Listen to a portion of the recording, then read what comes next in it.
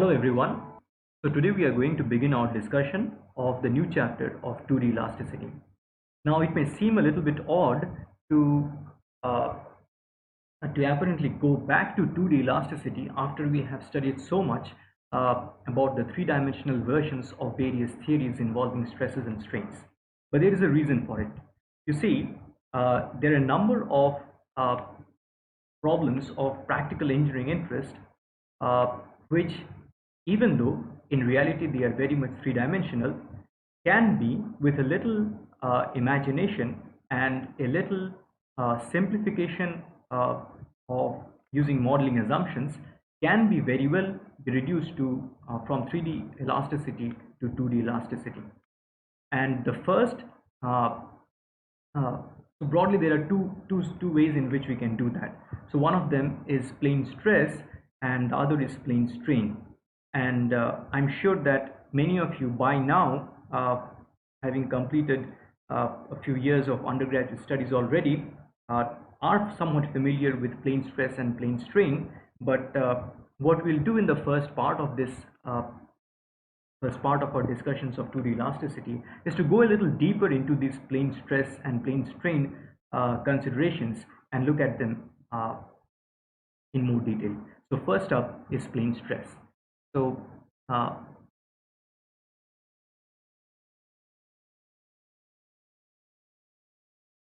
so the canonical example when we talk about plane stress is this kind of a very thin plate.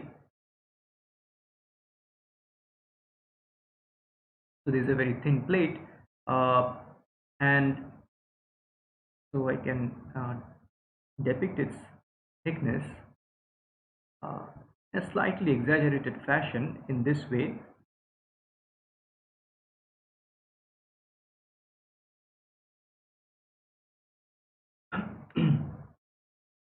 uh, Now, geometrically, it may seem simple enough that okay, we have this kind of flat plate situation which is very thin, and that's what we need for plane stress. But there are a number of important considerations which must be kept in mind, especially at this level of study. So we'll state them formally, and I think it'll be faster if I just type them out. So So the first consideration is that, as you can see, that our domain is bounded by two parallel planes. Okay. Now this seems very obvious, but let's build up to more complicated things slowly. Next, also, so because we are stating things formally, uh, the distance between uh, these two planes is very small compared to the other dimensions of the domain. Okay. Next, what we'll consider is so this is where we start talking about the reference coordinate system. Okay, so what we'll say is that we'll fix our xy plane to be at the mid height of this domain. Okay, so we'll depict the x-axis like this and the y-axis like that. And please note that although it may appear that this xy plane, these x-axis and this y-axis, they are lying on the top surface of this domain, but actually I mean them to be present at the mid height of this domain, and that height is taken to be twice h. Okay, so this height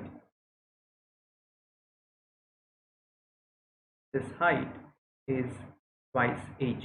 The top surface is at z equal to plus h, and the bottom surface is at z equal to minus h. So this is what we are going to write next.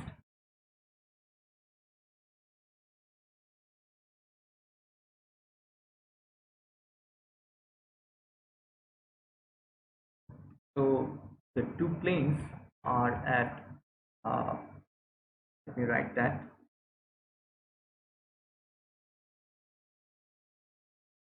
are at z equal to plus minus h.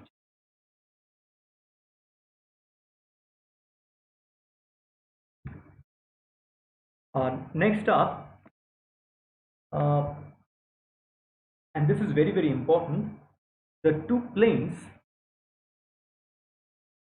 at z equal to plus h and z equal to minus h, they are stress free. Okay. Basically, the condition that we are actually saying is that the traction there is zero, but we can write them in terms of the stresses in this fashion, that sigma zz is equal to sigma zx is equal to sigma zy or yz uh, is equal to 0. The next point is very interesting in the sense that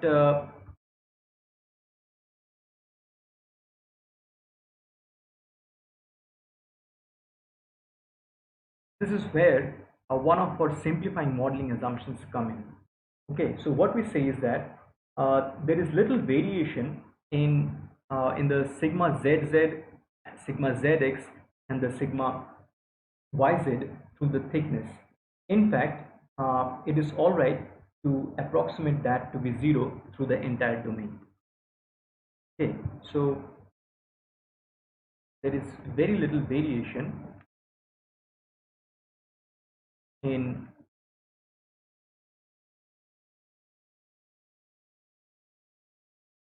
sigma zz, sigma zx, and sigma yz uh,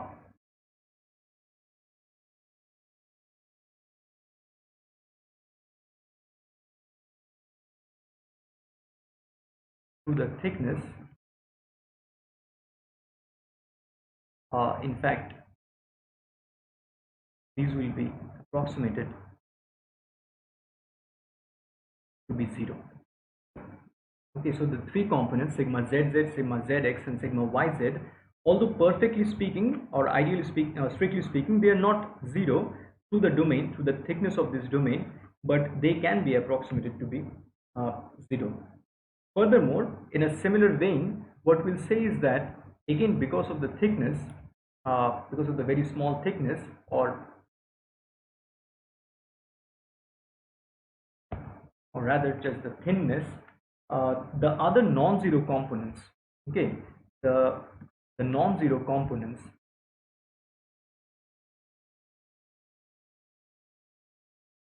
will also have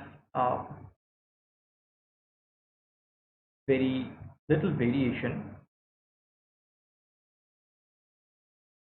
uh, in the z direction.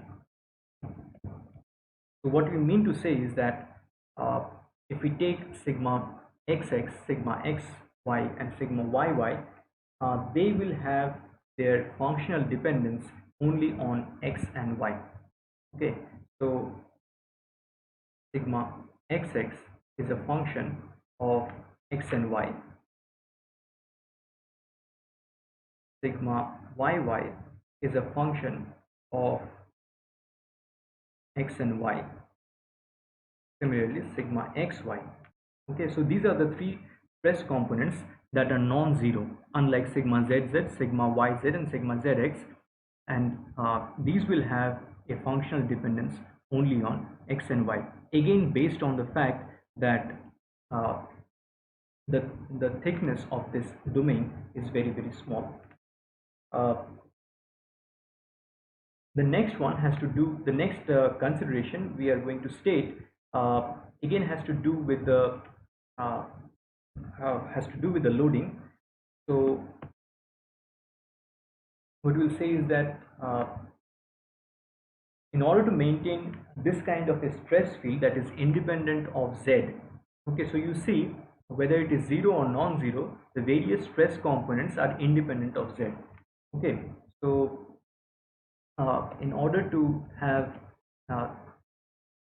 these stresses to be independent of z,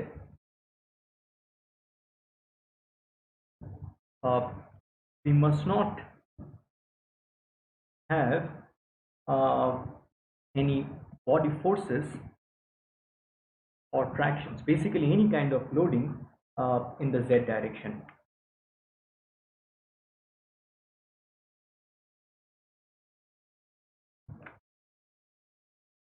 Okay, and the last one is that so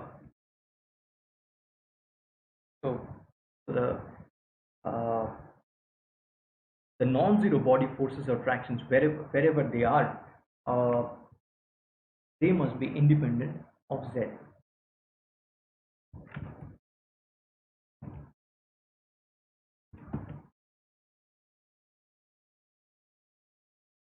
It is also possible that they can be symmetric about the midplane, but we are not going to write that down. Okay, so what you see as with referring to this figure is that basically our loading should be like this. Okay, so our loading should be in plane. Okay, so this loading, maybe I can draw that in a slightly better fashion. So it can be like that, it can be like that, or like that. Okay, so all of these blue lines, blue arrows that I'm drawing, you understand that they are acting parallel to the xy plane. Okay, so all of these blue lines are acting parallel to the xy plane. They do not have any component in the z direction, uh, and they also do not have any variation in the z direction. Now, with these considerations in our hand, uh, what can we actually do regarding the mathematical formulation? Okay, what simplification does these initial considerations allow us? So, in order to look at that, let us go to the next page.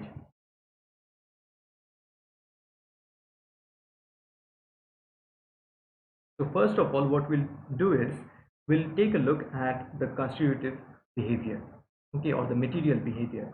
We already have discussed this in detail in the previous chapter on material behavior. So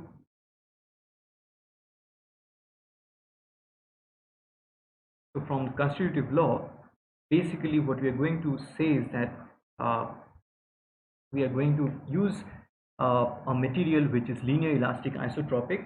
So we are only going to consider the generalized Hooke's law, and we know that epsilon xx is equal to 1 by E sigma xx minus nu sigma yy plus sigma zz. Now please note that sigma zz is 0. Okay, so this is simply epsilon xx is equal to 1 by sigma xx minus nu sigma yy. Similarly, for epsilon yy, we have 1 by E sigma yy minus nu sigma xx plus sigma zz, and again the sigma zz is also 0. All right. Next, for epsilon zz, what we'll have is rather interesting. So you see here sigma zz minus nu sigma xx plus sigma yy. Now this sigma zz is 0, but that does not mean that our epsilon zz is 0. In fact, it is not 0, because we will not expect that sigma xx plus sigma yy is going to be 0. In fact, in general, it is not going to be 0. So and this is rather important. Okay, so many people make this mistake that just because we are working under the plane stress conditions, we should not be thinking that epsilon zz is 0. It is only the sigma zz, sigma zx, and sigma yz that are 0. All right. Next, for epsilon xy, we have 1 by twice g sigma xy, and since g is equal to E by 2 into 1 plus nu, this becomes, in terms of the Poisson's ratio and the Young's modulus, 1 plus nu by E sigma xy. Since sigma xy is going to be a function of only x and y, this epsilon xy is also going to be a function of x and y only. Similarly, for the previous three components of strains, they are all functions of only x and y. Next, for epsilon yz, since it is solely dependent on sigma yz like this is going to be 0 because sigma yz is 0. And finally, for epsilon zx, similarly we have the sole dependence on sigma zx, and since that is 0, the epsilon zx is also 0. So one important thing, as I've already mentioned, is that all the strain components, okay, all the strains are independent of z.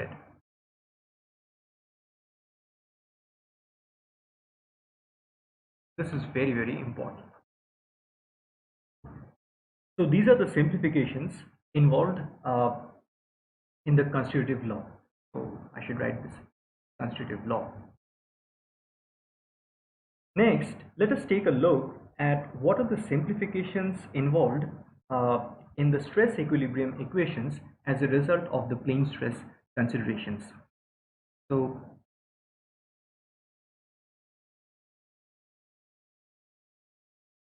and just to keep things simple for now, we'll consider a situation where there are no body forces involved. Later on, we'll see what changes we need to make or we can make where body forces are involved. So right now, just for the purpose of illustration, let us take this kind of a situation. So these are the stress equilibrium equations.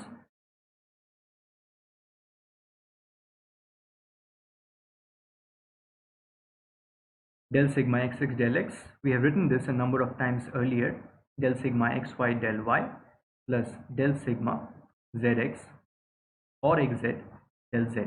Body forces are 0, so the rho bx term is 0. Now you say this term is 0, okay, under the plane stress condition.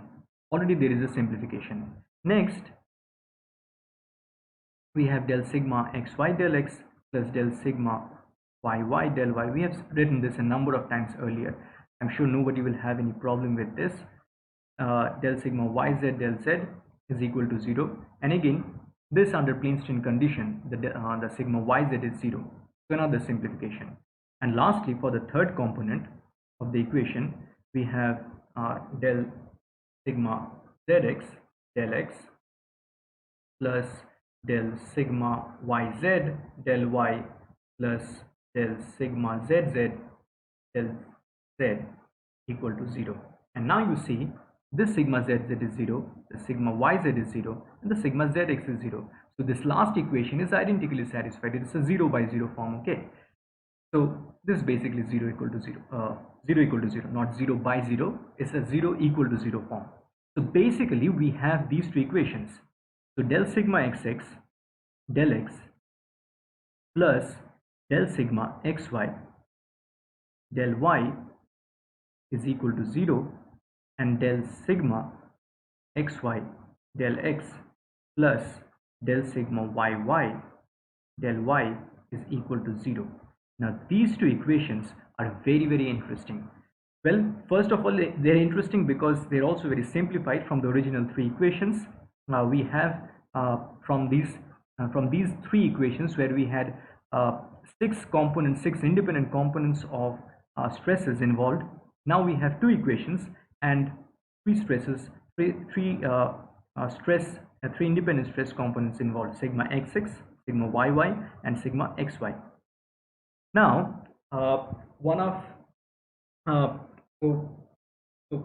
people who took a look at these equations early on, okay, so back in the 19th century, so they had some clever ideas regarding solving this equation, because you note that ultimately our goal here is to utilize these equations to actually solve some problems.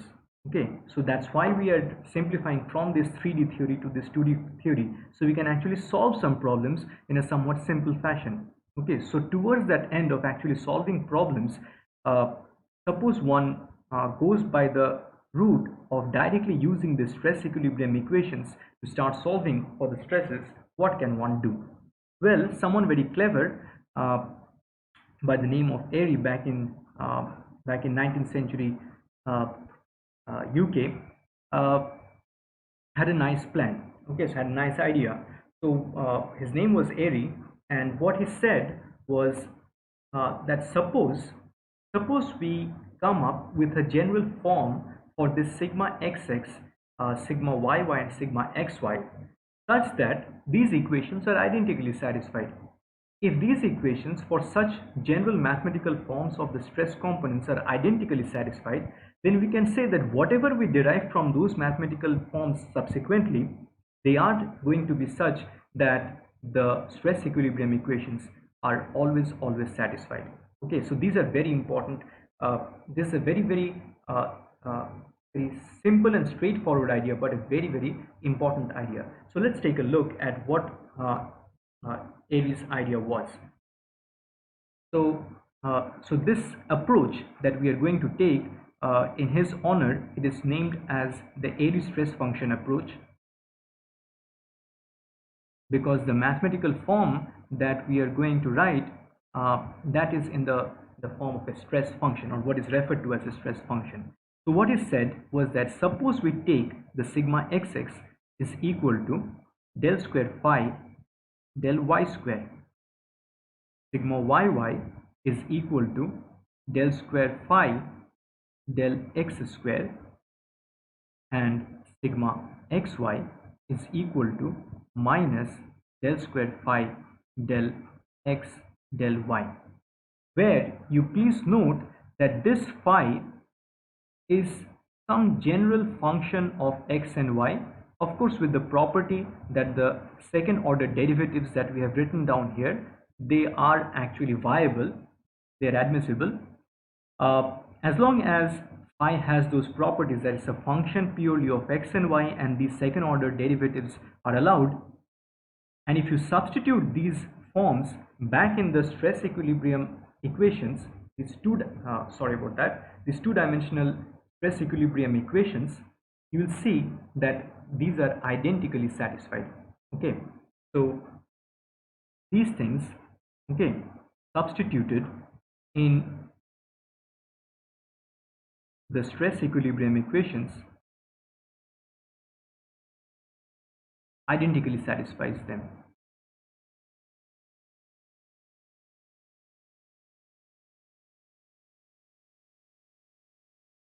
So this is such a simple idea. Okay, these forms are so simple, yet they serve such a great purpose, that the stress equilibrium equations, the fundamental stress equilibrium equations, which follow from, if you remember our discussions from the stress chapter, they basically follow from the requirement of the balance of linear momentum, within which the balance of mass is embedded, the balance of angular momentum is embedded, because we have taken the stress tensor to be symmetric. Okay, so all of these things together are satisfied just by taking this thing. Okay, it seems almost magical, too good to be true. Okay, so whenever anything seems too good to be true, you be a little bit careful. Okay, so there is so despite this magic kind of solution, there is a need to be a little bit careful here. So what is this carefulness we are talking about? Well, you see, it's all fine that these particular mathematical forms are going to satisfy the stress equilibrium equations. Great.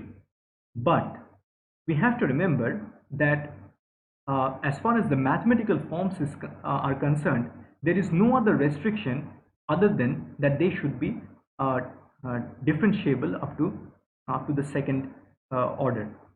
Okay, that's what all they require.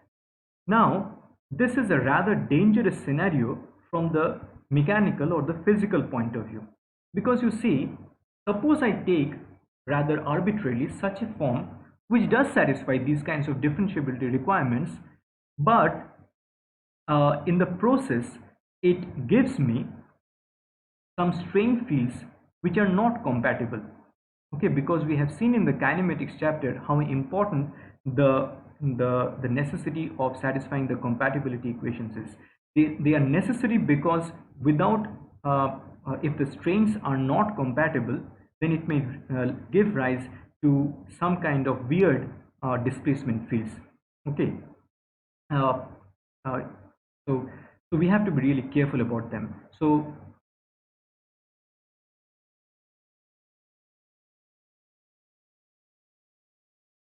what we write here is that, but we must be careful in choosing phi, otherwise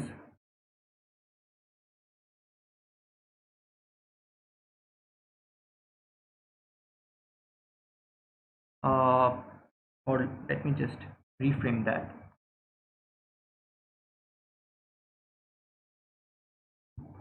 We must be careful in choosing phi. Uh, the reason is that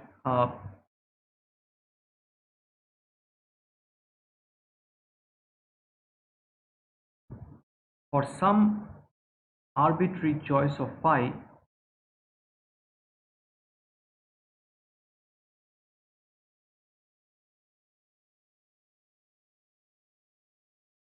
it may turn out that the strains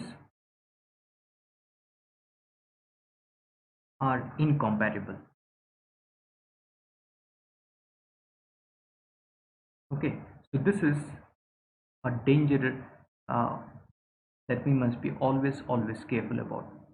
Okay, so this is a real danger here.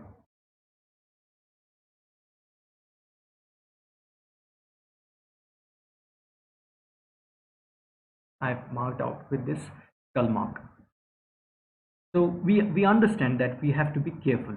Okay, so understanding something and implementing something are two different things. How do we go about implementing? Okay, after we have understood that we have to be careful.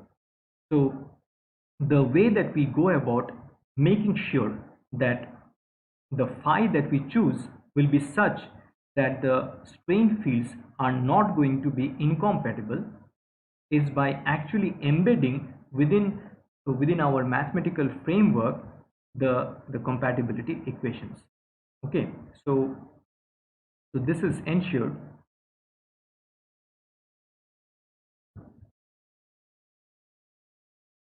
by actually including in the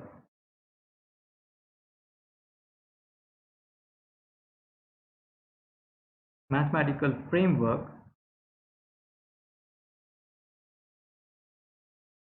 of the airy stress function approach. So in this entire approach, which we call the airy stress function approach, and we are going to study this in detail, what we do is we include by actually including in the mathematical framework of the airy stress function the compatibility equations.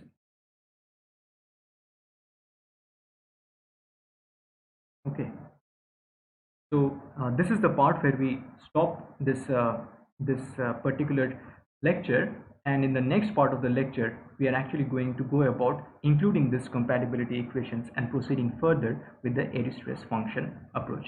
Okay, so we have made a start here and we are going to continue with this in the next part of the lecture. Thank you very much.